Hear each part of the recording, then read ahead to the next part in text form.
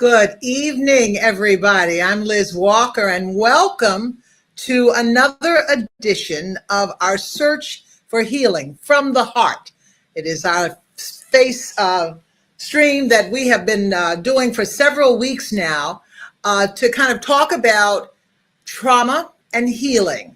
We started this as a kind of a supplement to the launch of a book called No One Left Alone. It is a book about the Corey Johnson program for post-traumatic healing in Boston, and its signature piece, which is Can We Talk, where people come and gather to talk about their pain and to talk about healing. Have you ever gone to an event and met someone whose power, energy, and passion was so amazing that it just took your breath away? Well, I met a person like that recently. First of all, let me tell you where I met her. In Sarasota, Florida, there's a group called the Gathering, and it's a group of churches and activist organizations, and they put on this gathering for those who are just really having a hard time dealing with this current moment in history. This moment, politically, socially, culturally, personally, is just affecting many of us in such negative ways. And so the idea of this gathering was that we could share ideas of healing. How do you get through the day? How do you get through your anxieties? And one of the guests who kind of helped us figure out one of that was a woman by the name of Sun Love Peace. Her name really is Michelle Walker. Well, she shares those names. And Michelle is originally from Windsor, Connecticut. She is a dancer. She is a dance teacher. She's an inspirational leader, a choreographer, a spoken word artist, a motivation, inspiration facilitator. She's just one of those dynamic people who can walk in the room and own the room. But she does everything she does for healing. And so I invited her to come and talk with me tonight, because I was so moved by how she handled us and how she handled the room at that healing gathering. So I'd like for you to welcome, and Micah, if you could bring on our special guest, Michelle Walker. It's a pleasure to be here. Absolutely. Sun, love, peace. Now, first of all, what were you doing for us? That was like about a week ago in Sarasota. Kind of tell us how you were bringing the group together, because it was beautiful. Yeah, well, I'll share it holistically at the end, but I create integrated experiences. My whole mission is to heal the world one movement at a time. So I asked God to really show me everything that I do comes from the Father, right? So I asked him to really tell me what this particular audience needs. And I'm really here. It's called Faith, Love, and Hope, and you'll see it at the end. But I try to bring the people together with very simple movements that everybody can do, and I wrap inspiration around it. So you're moving and being inspired and empowered at the same time. And we were so empowered. I mean, there were lots Yeah, of... you were. I mean, it was great speakers. We had music. Dr. John Walker, who's a social activist in Sarasota, plays the saxophone, and he inspired us. Then you came out, and we were just blown away. So let's start off today, and then we're going to get into your story. But let's start off with one of the things that you do. You have a mantra that you're going to teach us right at the beginning. I'm gonna teach you this mantra, and this is a mantra that God gave me. I was going through some things, and I needed a reminder of who I am. So if you'll do it with me, we're going to do it 3 times. So it starts off with, I am whole. I am whole. I am power. I am power. I am light. I am light. I am peace. I am peace. I am love. I am love. I am good. I am good. No. No. No. I'm better than good. I am better than good. I am great. I am great. Now that you kind of got it a little bit, let's do it again. I am whole. I am whole. I am power. I am power. I am light. I am light. I am peace. I am peace. I am love. I am love. I am good. I am good. Enough. No, I'm better than good. No, I'm better than good. I am great. I am great. You're getting it. You're getting it. Now, this time when you do it with all. I believe it. I know it. Ingest it. Inhale it. And let's go. I am whole. I am whole. I am power. I am power. I am light. I am light. I am peace. I am peace. I am love. I am love. I am good. I am good. No, No, I'm better than good. I'm better than good. I am great.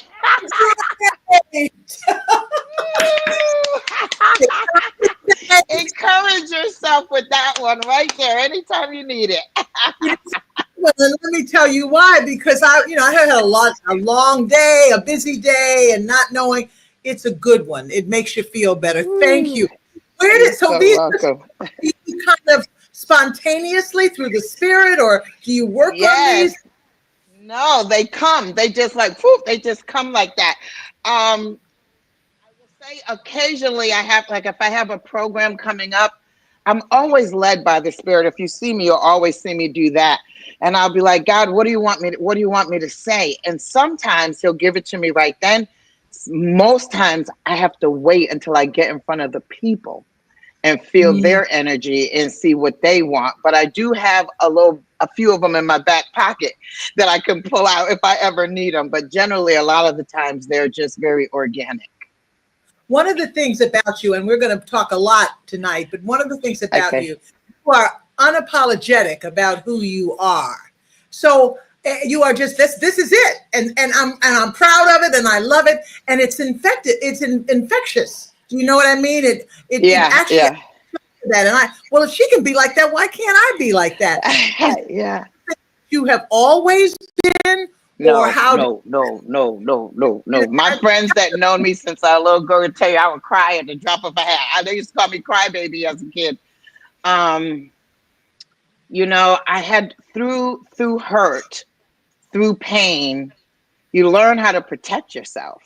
Truly, that's really what it is. And I have a daughter, Kenise. She's a producer, and she came into this world a firehouse. Like, God just created her to be a firehouse, and she speaks into me all the time. And just in certain situations, Liz, I will. For example, just recently, I met a person and it didn't turn out good. And instead of living in that bad feeling, the first thing I do is ask myself, what am I supposed to learn from it? And then generally, when I talk to my daughter about it, she gives me some hard lesson, right? So our children are really here to teach us. And over time, I've learned that this self assurance, this confidence really does feel better and people respond to it better. Because when I respond wishy washy, people don't have faith in what you're saying. So I've Mhm. actually tested it out and watched it work and been like, okay, I'm going to do that again. So this is really God, and this is really all of my experiences culminating at 61 years old into this confident woman. And I often say, geez, I wish I had found her earlier, but Ah, all things in due time. exactly. Due time, God puts us where we're supposed to be at the right time. So you're here Right now time. to deal with this moment, and that's important. Yes. So let's talk a little bit about your story, because you come from an incredible background and of pain and Yeah. struggles. Tell me a little bit about, you're from Windsor, Connecticut? I'm from Windsor, Connecticut. I was born in Hartford, Connecticut. Windsor is a suburb of Hartford, and I will say this: I didn't know it, but I've always been a light on the hill. I just didn't know how to manifest it, right? Because even growing up, people would always say I had this energy. And when the Bible talks about taking care of widows and babies, well, I was adopted at birth. So I'm not, no shade against anybody else, but I've always felt like I got a triple dose just because of that. Like I got an extra little shine, an extra little something. I often feel like Moses, like, because I got adopted, I got put up for adoption. And when I tell people, a lot of people don't believe this, but my parents believe me. I remember images. I remember feelings. I remember certain things. And people would say, how can you remember? Well, I remember from the trauma of being taken from my mom, right? That's a traumatic experience when you're just at birth. She never saw me, laid eyes on me or anything. Fortunately, so I spent 18 months in a foster care center. And I remember asking my mom, who is the mom that raised me. My birth mother will be acknowledged as birth mother. My mom that raised me is my mom and dad, right? And I said to her one day, Mom, I see this heavy set lady. I see like a lot of kids. I just feel this warmth. She was like, who's been talking to you? Somebody been telling you? Because adoption was a negative stigmatism back then. So, they kind of wanted to keep it quiet, although they did inform me about it. So I say that just to say that no matter how young you are, when you experience trauma, you do have memories. They come in the form of shadows, visions, whatever they come in the form of, but you do have memories. And I did have memories. And one of the things being adopted carried through my life was a sense of abandonment. Carried that with me forever. And honestly, Liz, it only got released 2 years ago when a birth family member died and the entire family came to her funeral. I had never seen them before. They're all from Mississippi, all over the place. And they knew me. And they told me how much they loved me and always wanted me. And I was a part of them. And I will always be a part of them. And that gave me this incredible sense of belonging. And I learned through that experience that the abandonment that I felt wasn't mine to carry. I didn't abandon myself. I don't want to get to there too quick because I want to how to the healing step by step. My brother was 3 when my mother died and I was born. And he said he died recently. He had no recollection of her. But as we talked about it, a little bits and pieces came out. And this was just in casual talk. Unfortunately, he did not get counseling. Unfortunately, he did not get a lot of the care that he needed. So I was just amen to what you said about getting bits and pieces of it. So you remember a childhood. It sounds like, even though you felt abandoned, it sounds like you were embraced, by your adopted parents. Yes, I was. And I have my adoption papers to this day. And my adoption papers say, this is going to blow your mind. My adoption papers say she's happy-go-lucky, knows no bad, and she loves to sing and dance. Could you believe? I couldn't believe it. I couldn't believe it. So this thing has always been in me. Way back as a child, dancing was important to you? Yeah. I didn't know it. And it was real important to my mother. And I think because she saw that. So at 3 years old, she put me in dance class. I barely, like little mommy and me dance class. So dance, I didn't know it until I read that paper, Liz. And when I read that paper and I saw myself, it was amazing to me how much of that I am. So I could relate to it. It was really a wild moment. I'll tell you, that's the truth. Yeah. So let's talk about some of your struggle, though. It wasn't overnight. It wasn't just immediately No. And that's just one of them. There's the adoption, and this sense of abandonment and not belonging sent me to a lot of places. And even as an adult, right? So the sense of not belonging and abandonment, I ended up, I was raised middle class, went to Simmons College, did wonderful things, and I just made some bad choices.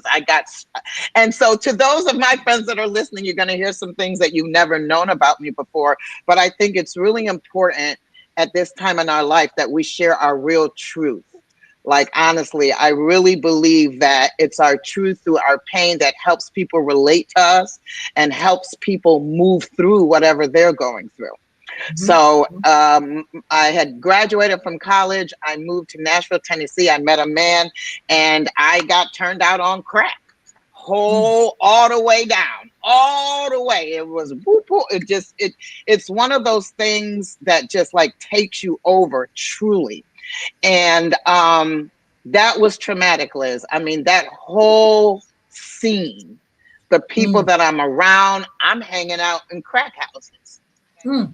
Um, Mm. my daughter was born out of that situation where which I get to a little later. But I remember one day, her dad, like, he didn't have any money for us to go buy our stuff, and he put a gun to his head, right, like right in front of me. And I'm like, oh my God, no, it's really not that important. You know what I mean? And that really happened to me. And my daughter, I got pregnant in that situation. I Yeah. got pregnant. And I remember going to Nashville Baptist to abort her. And I peed in the cup, and they said, okay, we'll get to you, because I was a walk-in. I went first thing in the morning, and all throughout the day, I kept going to the desk. Did you forget about me? They're like, no, but you're having this procedure, so you just have to wait. I waited, I waited, I waited. At 5 o'clock, the need for that next hit took over, and I walked out of the building. I left the hospital. I went to the pawn shop, pawned whatever I had. I got my last hit. I guess I needed it for the courage for what I was about to do. I called my mother, and I said, Mom, I'm strung out, I'm pregnant, and I need to come home. Wow. And she sent me a one-way bus ticket home, and I took the money and bought more drugs. Okay. Now I gotta call this Barbadian mom back and tell her what I did. She was through, but she sent me the money, and she said, this is the last time. When I tell you I lost my car, I let a drug dealer borrow my car, never bought it in exchange for drugs, right? Never bought it back. Like, I never sold my body or anything, but I sold my things. Um, she sent me that one-way bus ticket. I left my cat. I still feel bad about that. I packed my shoes and one suitcase, and I got on the bus. And I came home to Hartford, to Connecticut. At that time, we lived in Windsor. And I looked like a crackhead. I had locks at the time, string. I mean, I was skinny. And it was like a 6-month period. It wasn't a very long time, but it was enough time. And she was just through disgusted with me. I think I would have been disgusted with me. Um, but I joined a church, and this is God's honest church. I joined a church, First Cathedral, and I walked in there looking the way that I looked. And Bishop Leroy Bailey, who I honor him to this day, it was Easter Sunday, and I got up on the pulpit and I told my story, because I have these testimony moments. I told my story, and he took me under his wing. And he took me and he took me to get an amniocentesis, and my baby was okay. And that the whole church just gave me everything that I needed. My mom called it a cult, right? Because who helps people like you? Nobody helps people like you, right? Mm. So she was totally anti my church, regular church, Baptist church. I was all for my church. And I will tell you, Liz, I came through that thing with no rehab at all, Wow. because I swear it could only be God, because I had a baby in my belly. And it was something about being home that grounded me, even though my mom was a negative force in my life at that time. And she is a great woman and a great mom, but I had presented her with something that she worked her whole life Of to course. avoid. Of Right. course. Right. Of So course. she didn't know how to handle it. But yeah, with no rehab, no nothing. Prayer. I won't say it, no nothing. Prayer and the support of a great church. Um, my And baby, she's 30. that was a turnaround, a total turnaround. Then you never went back to crack. Never went back. Never. I just totally wiped the slate clean for me. And praise dance, right? I started doing the praise dance ministry, and I think all of those things just played a part in my healing. And my daughter is now she's 30 years old. She's a producer. Like, she's perfect. in the eyes of the world, you know. So I say that, and that's, you know, I mean, there's a few things, but that's a big thing. And I say that prayer and a good foundation for me, it was church. Somebody that Mm, didn't judge me, that just chose to love me through. I really don't even remember having withdrawals or anything like that. I just got delivered. I right, just got right. What delivered. you described though is what the churches always should be. This open space that allows Yeah, anyone to come in, and that is kind of the, if I can get a commercial in, that's the basis of Can We Talk? That's what we right, do, is around mental health issues. We say, come on in. We're not upstairs where we worship, but in a way we that's are right. worshiping because we see you as sacred. So that was a really big moment in your life, and it's a big moment. Huge. Yeah, yeah. And Yeah, so huge. picked up your dance ministry. That's where that picked So up. yeah, so the bishop one day, you know how word just gets out. I don't even know how it got out, but he walked up to me one Sunday. You know, when the bishop in my church, the bishop used to walk down the aisle or exit the church, and he stopped and he said, I need you to lead the dance ministry." I was like, Mm, wait, what? Now, I had been my mother's dream for me. I had started dancing, like I said, at 3 years old. It was her dream for me. I did ballet, modern, African, jazz, all of it. It was all that I did. I left school early every day to go to dance class. Okay. That's how important it was to her. But when he asked me to do this, I'm like, church, like dance ministry, like, wait, what? Like, I don't know how to do that. Like, wait, what? Dancing before the Lord, I'm not even that clean yet. You know what I mean? And yes, and I remember calling a friend going, I don't know how to do this. I just don't know. And she said, don't worry about it. If God called you to it, he'll bring you through it. And just like what I just did at the beginning of the show, I can literally sit right here and not move, put on some music and choreograph a dance, a praise dance, whatever kind of dance, and execute it. I was equipped. I didn't know it though. wow.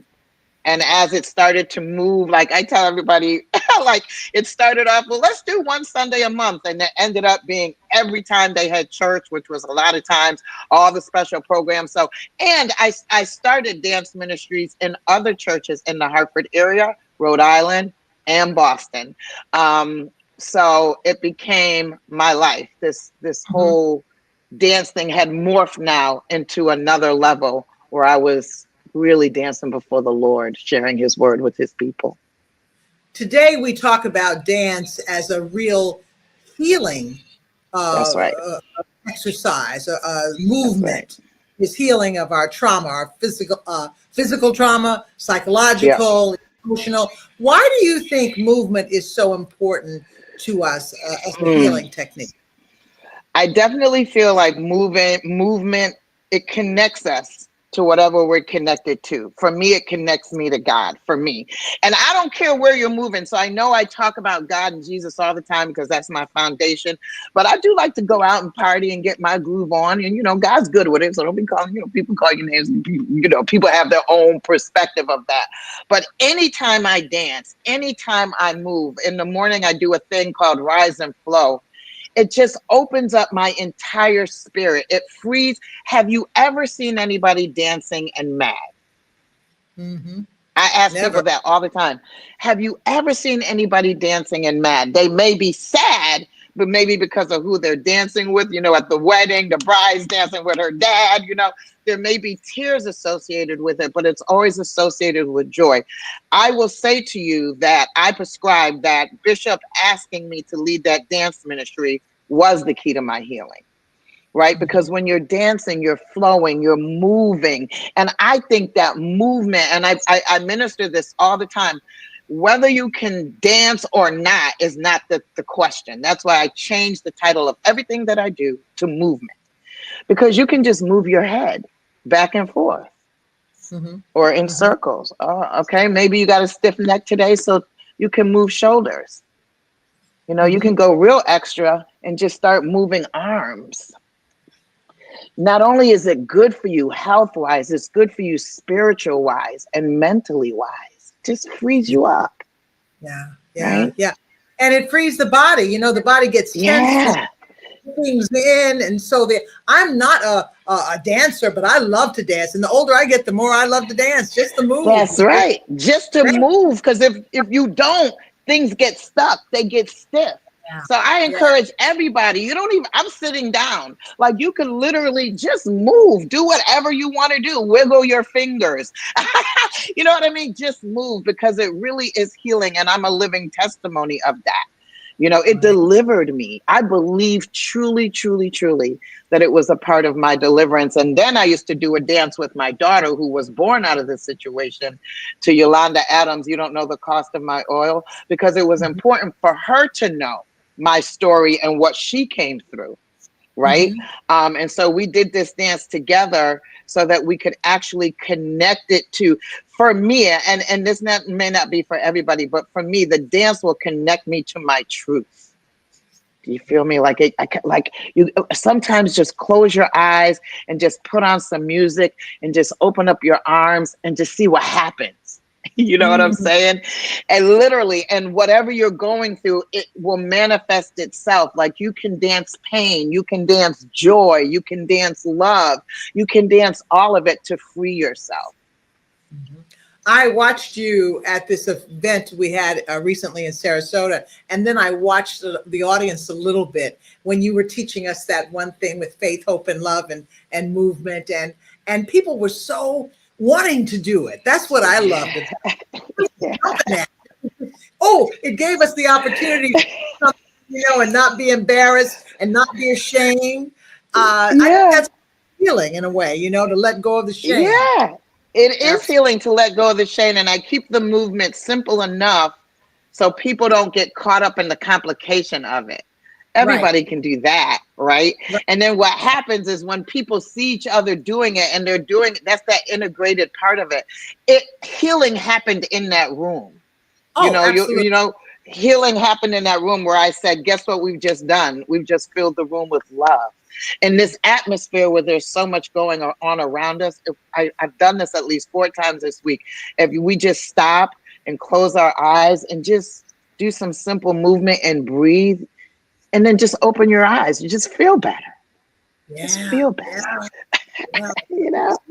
definitely real. But that's just one aspect of your many gifts. So Yeah. you do spoken word. Now, how did I that do develop? spoke word. So that developed.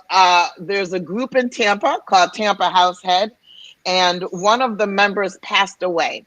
And they asked us all to do voice recordings, giving a little shout out to her, about our friendship with her, a little testimony about her. Well, I did my recording, and they called me up and they were like, Michelle, you got to come over. My girlfriend, Tammy, Tim, come over, come over. And I went over and they sat me down at the table and they said, we love your voice and we want you to do spoken word. I was like, well, okay, because I don't know about you, but I still have my little paperback cover book of poems that I wrote when I was a little girl. I was like, okay, I used to write poems when I was little. It's been a while, but let me see what I can do. I left that day. They had a party at the beach the next day. I went to the party at the beach, and when I went home, again, dance. I was so inspired and moved. I sat down and I wrote, they say a house is not a home until your feet meet the sound of the house that rocks that soul down deep, down to the core of everything that feels like home. This is not the home you call house. This is the house that brings home down, low down, down to the ground where your feet meet the sound of the rhythm, manifesting itself into a spiritual vibe, making you feel alive, making you feel like home. They say a house is not a home until your feet meet that house. Okay, I wrote that. I wrote that. I sent it to that's the only one I know by heart. All the rest of them I gotta read. I sent it to Nate, who asked me to do it, and he took it and he even I left him a voicemail recording. I said, Nate, this is a spoken word piece. I don't know if you're gonna like it or not, but here it is. He took my voicemail, added it on, and he put music and extended it and made a whole track, put me in front of DJ Spen out of Baltimore, and they signed it. Wow. Wow. I was like, wait, I'm now a spoken word artist, and I've been writing ever since. Now, spoken word. So the ministry that I have, it's a guided experience in movement that articulates inspiration, because I do these gentle, simple movements. It's the integrated approach that I showed you, but I also have dance class where we do a whole hour full of movement and I wrap it all around inspiration. And see, that's where the spoken word kind of comes in. You know, I Mm-hmm. wrap it all around inspiration founded on the word of God. So we have ministry, we have inspiration, we have spoken word, which is not poetry, but I'm just speaking word, and we have movement all in one room. It's Wow. literally, I call it the modern day church. I really do, because people get filled in there, people are crying in there, people come out of there like, ah, I needed that. Right. So, Mm-hmm. yeah, there's that. Find that people in the traditional church are willing to accept what you're doing, which is this kind of a new way to do church with spoken word? Are you finding We'll that? It's see. We'll see. well, it's funny because down south where we are now in Florida, very traditional, very conservative, and people tend to stay, I believe, from what I've seen, where they've been. You know, change seems a little slow to me. Now, is that your Yep. interpretation That of is this? my interpretation too. And what's happening is I'm now, because I teach at Sarasota Contemporary Dance, I'm getting ready to teach at the Leonard Reed House. I'm brewing up some stuff with SRQ Strong.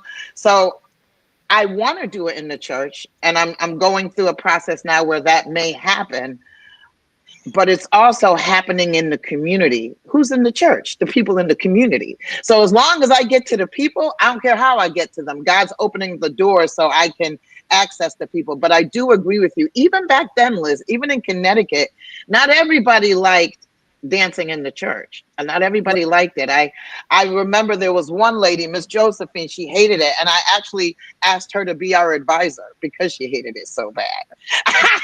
And she actually became to love it. She actually, I was able to turn the corner for her.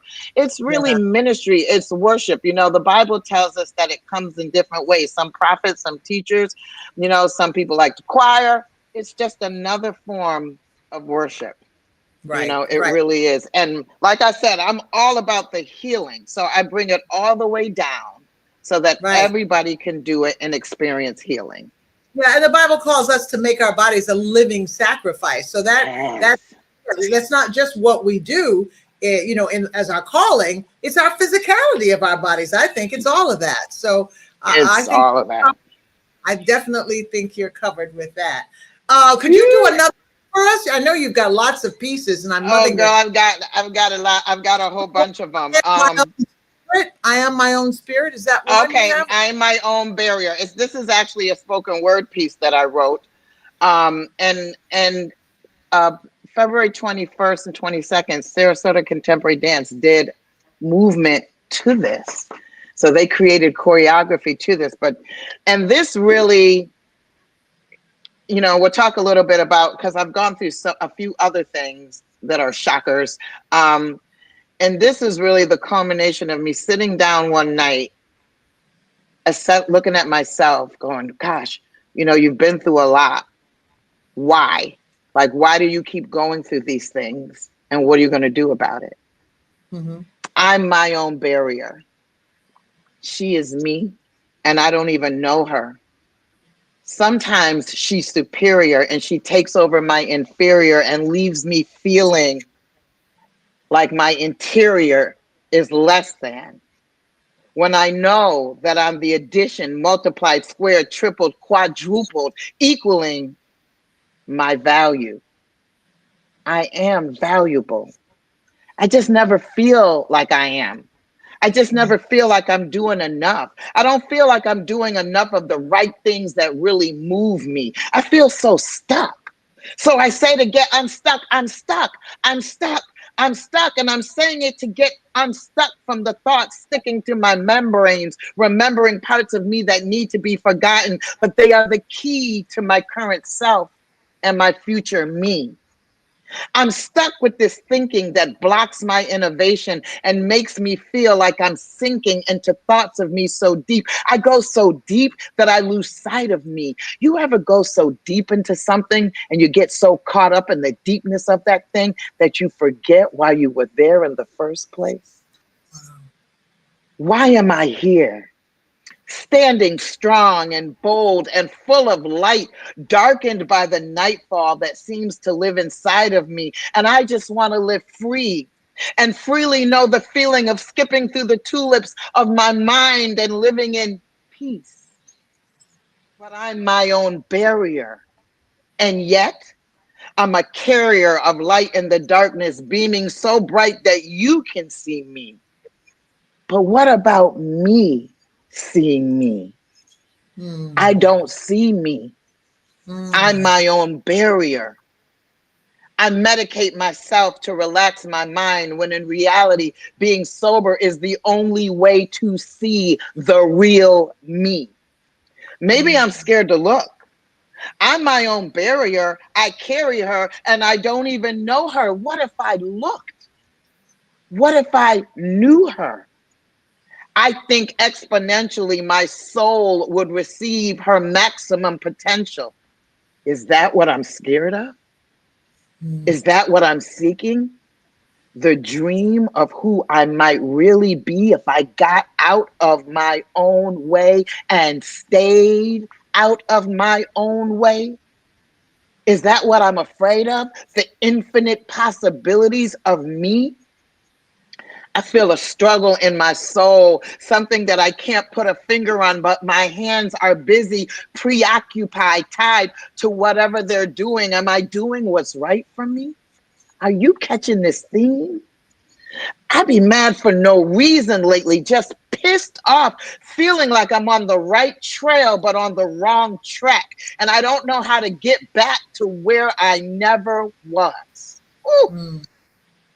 Looking back, my truest self wasn't there. There wasn't it for me. I felt like I was nowhere, like I just didn't fit in. So I created my own barriers to keep you away from me. But now I find myself lonely and you can't get in. My barriers are just high enough for me to see over them. My view isn't really blocked.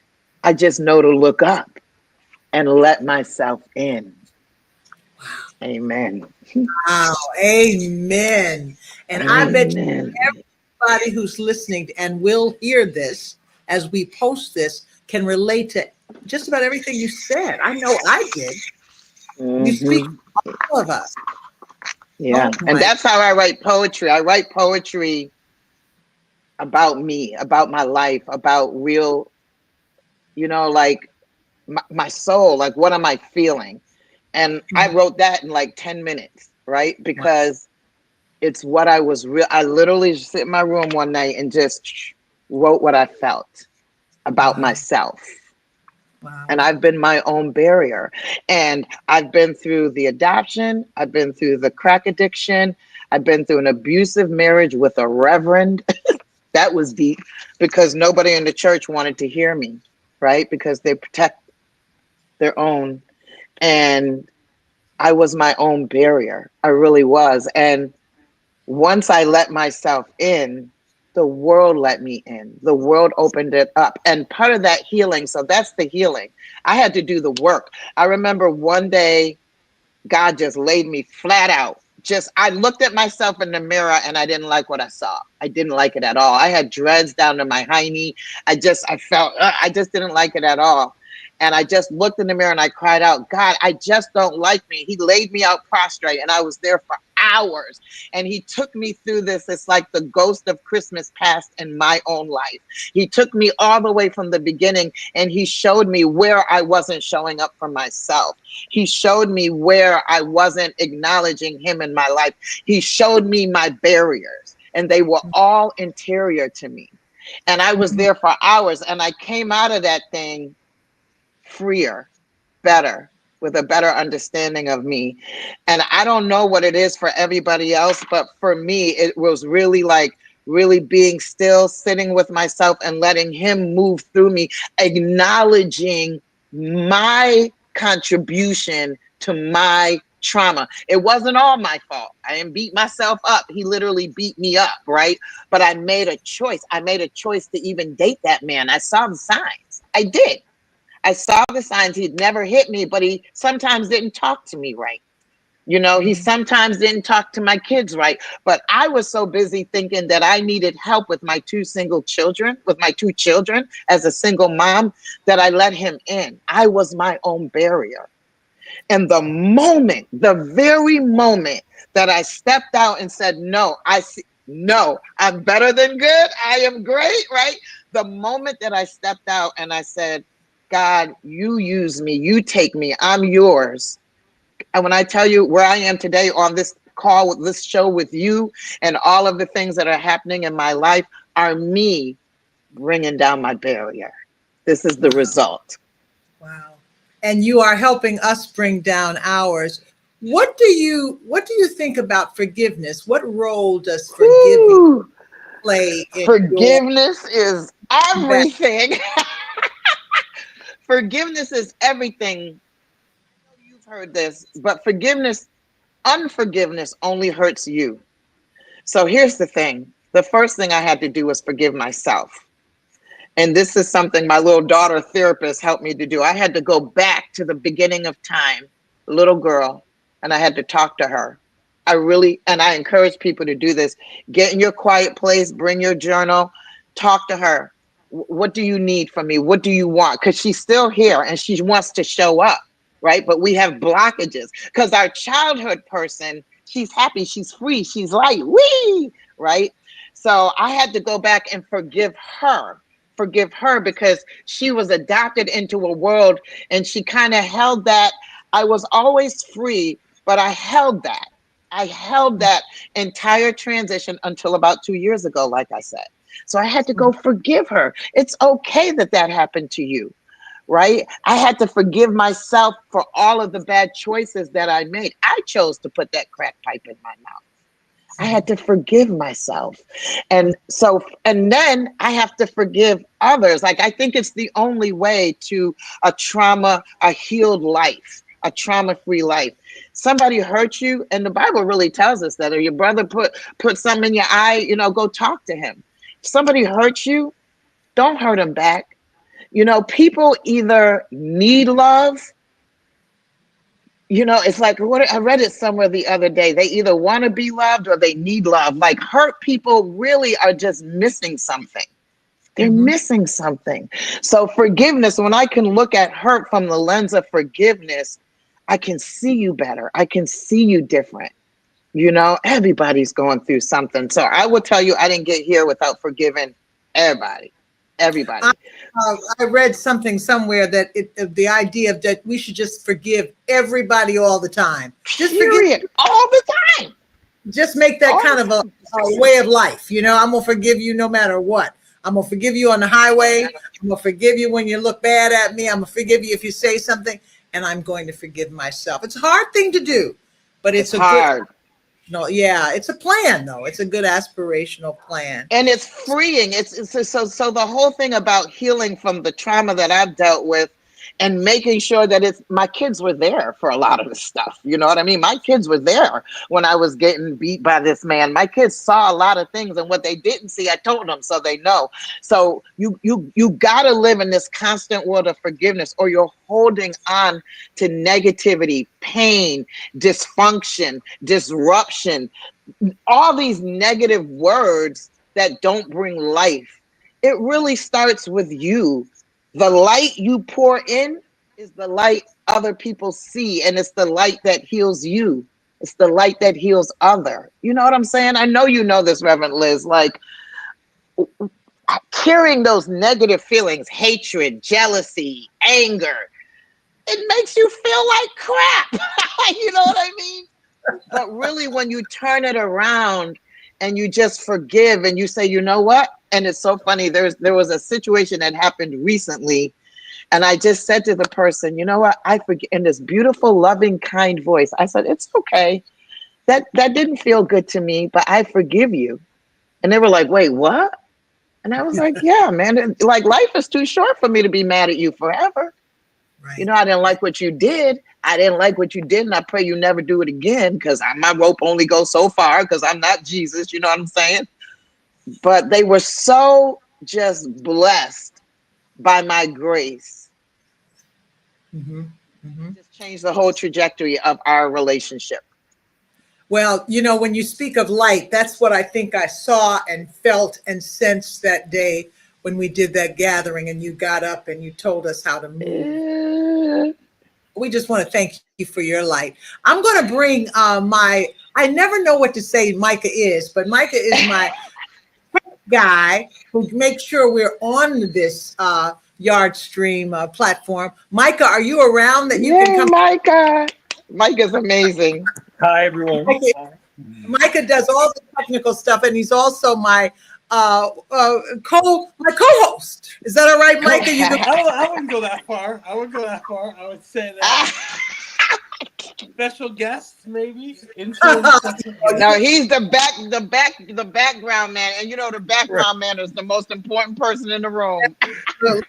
Micah, you had some questions because we wanted to open this up to the few people who are with us tonight, Yeah. and somebody wanted to join this conversation because it's such a rich conversation. And Jersey Girl is, I can see she's on, and Deborah Johnson is there, and anybody else who's with us. What are your questions, Micah? What are your thoughts?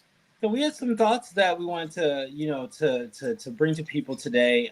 The first one that I was gonna ask the audience to give some feedback on is, what's the best piece of advice that you've received that's helped you on your healing journey? So I'm gonna run that down here, and anybody who would love to, give some insight into their life.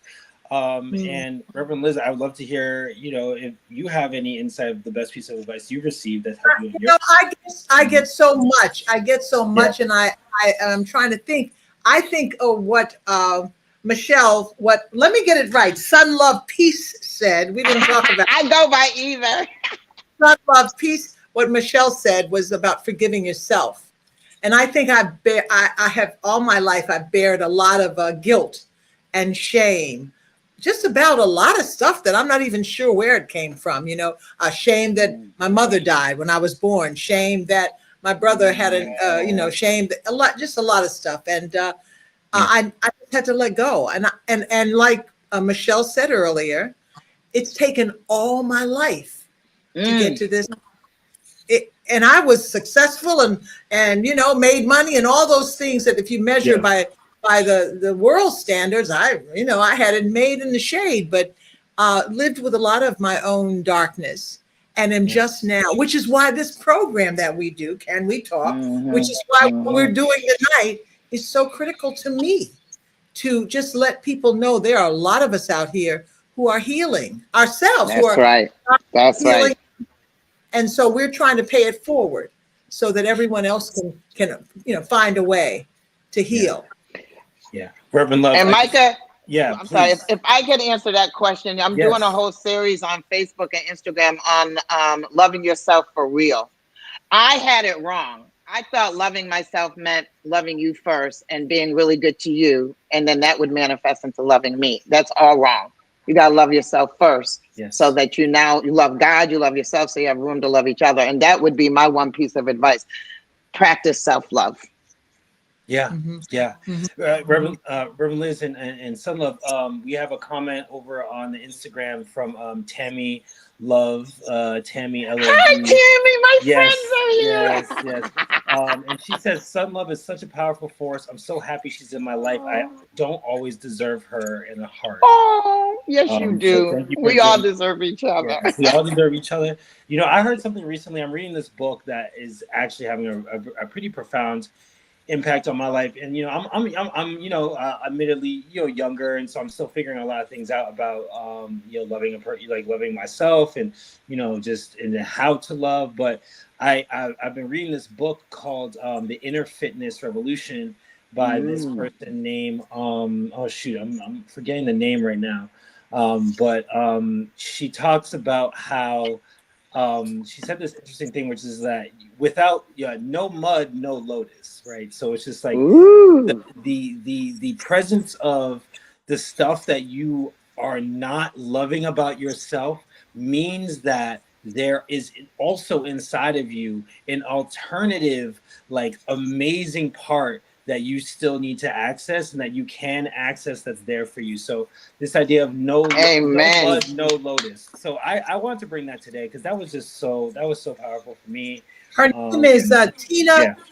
Lifford. Tina Lifford, the Tina author of. Lifford, thank you. Yes, Tina Lifford, The Inner Fitness Revolution. It is really Ooh, I'm gonna get that powerful. book. Yeah, I'm gonna post that later on in the comments. So if people want to go listen, And I love please. what you said, because everything we go through, like, is if you can learn from the experience, as That's Michelle right. said earlier, then everything, you are the sum of all the things that have happened to you, good, Yeah, bad, and different. That's who yeah, you are now. So I don't, people say, well, do you have any regrets? I don't have any regrets None, no, no about, regrets. because it's what's made me me, That's right. warts and all. So very good I advice. always And say it's either a win or a lesson. Either one of the two. Those are the right, only two things: yeah. a win or a lesson. I love absolutely. that. I love that. Yeah, and that's exactly, it's also this, yeah, that idea, that same idea, like you just said, it's either a win or a lesson because, That's right. it's like, what can I learn from this? Like, what am I taking from this? Like everything can be turned into a question of, like, how am I going to utilize this information if we know that life is just continually things coming up against each other, and that's what we know is that's how things move. Movement is things coming up against each other. So if that's true, then everything has this capability of being something that can be a teacher. So I've just been Right. Amen. well. Yes, Makes yes, me yes. think about a scripture that says the kingdom of God, everybody's looking for the kingdom of God. It's not a place, it's not a That's time, right. it's within. It's when It's you here. become fully, yours. It's become fully of God. It's what helps Yes, us. Getting some yes. messages. Uh, Yeah, what does that Jeff, say? that up, access yourself. So finding yourself, that's one beautiful message. And then Jersey Yes. Girl, what did she say, Micah? Is that you, Older, Davine? Older old, gives me more patience. and slow boil. I love that. Oh, that's true. That is really true. Low and slow is so important. Low and So slow important. and flow. Low and slow Yes. and flow. And we have Emma MC17 on Instagram saying, "My children, especially my daughters, they helped me to heal from the loss of my mom because my mom was also an inspiration to me as well." So sometimes, like you just said, your children, the Don't people count who, them out. yep, they also are, these teachers that, are here, that gifts from God that are teaching, these lessons that maybe we didn't have access to before. Right. Micah, you have given me many lessons. Micah is one of the most patient young people I know. And I'm impatient. I'm learning to be more patient here at this last season of my life. But Micah has been good. And Micah is a very kind soul. So that Thank you you. don't, Thank you. I can lose my temper in a minute. I'm getting a lot better though. I really have to say, God's working with me. It's It's all taught me a lot. every day is a chance. Every day is a Every chance. day is an opportunity. Every day. What a great conversation. And I know that you, Michelle, have one more exercise. One more gift for the world. So All right, well, why I'm don't So, gonna jump off, y'all. Thank you so much for having me today. oh you, my Thank God, you you've for been joining great. us. Thank you. All right, see you soon. All right. So okay, this is, I'm going to do the abridged version, but this is what I did, what Reverend Liz was talking about in the beginning at the church last week that really brought everybody together. So everybody where you are, it's called what is it? Faith, love, hope. So faith, we put our hands together in prayer. And faith is the substance of things hoped for, the evidence of things not seen. Matthew 17:20 says, truly I tell you, if you have the faith as small as a mustard seed, you can move this mountain from here to there. Now, faith isn't something that I can give you. I can talk to you about my faith. I can share stories about faith, but faith is personal. It's intimate. It's a personal belief system. So I pray that you have the faith of a mustard seed so that you can move the mountains of your life. Faith, Love is when you take your hands and you warm them up like this. Love. Now, the first thing we're going to do is love self. Love self. Right? But then what we do is we love others. Right? So in real life, when we're in person, this is real life, when we're in person, we're walking around the room and we're sharing love. Love is so powerful. It starts on the inside of us. And sometimes we always love outward, but we forget to love inward. So remember, we must love God. We must love ourselves. Then we have the overflow to love others. So in this space that we're in, we just filled the room with love. Hope. Hope is take your palm and pour hope into your palm. Everybody do that again. Pour hope into your palm. Now, God pours hope into us, and it's us to receive the hope. It is the hope of glory. It's the hope of the future, the hope of our dreams, the hope that we should wake up with every day. Now, take your hands apart. Pour yourself some hope and dig in there deep. Let's do it again. Now, this time when you do it, hope for something that you're really hoping for. Be intentional about what you put into the palm of your hand. Now, your hopes are manifested into reality by your actions. God responds to hope. All you have to do is believe and hope. So when we're in the room together, we would walk around and we would pour hope into each other's hands, because some people just need hope. And at the end of that exercise, I just honor you in a prayer. And faith hands, I say, faith, love self, love others, hope. In this season and forevermore, let faith carry you into the being that God destined you to be. Let love envelope you into the love of God, the love for self, and the love of others, covering you with the grace and mercy that comes with God's peace. May the hope of glory be all that you need to make it through every day. It is all gonna be okay, all of it. I promise. Be empowered, be courageous, be bold, and don't forget to be loving and kind. Remember, it really is you that is the contribution to the global solution. Without you, there is no revolution. You are important. Walk in it. Be important. God made you just that way. If you don't want to do it for yourself, do it for Him. Faith, love, hope. Amen. Amen. Amen. Amen. And I just applaud for myself. I'm like, yay! Because I Absolutely. love the energy that I'm feeling even from the people on the live stream. I feel it. Absolutely. Deborah Johnson wants to know how she follows you. So we'll So have to you get can her there. Sun No, Love tell Peace on Facebook. Sun Love Peace on Facebook. Sun Love Peace the artist on Instagram. Sun Love Sun Peace on Facebook. and Sun Love Peace, the artist, on Instagram. So just Yes. remember, Sun Love Peace. And if And you're in Sarasota, come to my dance class. Friday, second. Hit me up on Facebook and I'll send you the details if you're interested in my dance class. this woman has a lot of things going on. And Michelle, Sun Love Peace, we are blessed because you're here. So thank you so much. You. Thank you all for joining us. It is almost 8 o'clock, so we've been here for an hour. We will, God willing, be back next week with someone special. Yes. So thank you all. Have a good night, Thank everybody. you. God bless. Bye. Love you. Love you. Love you. Mwah.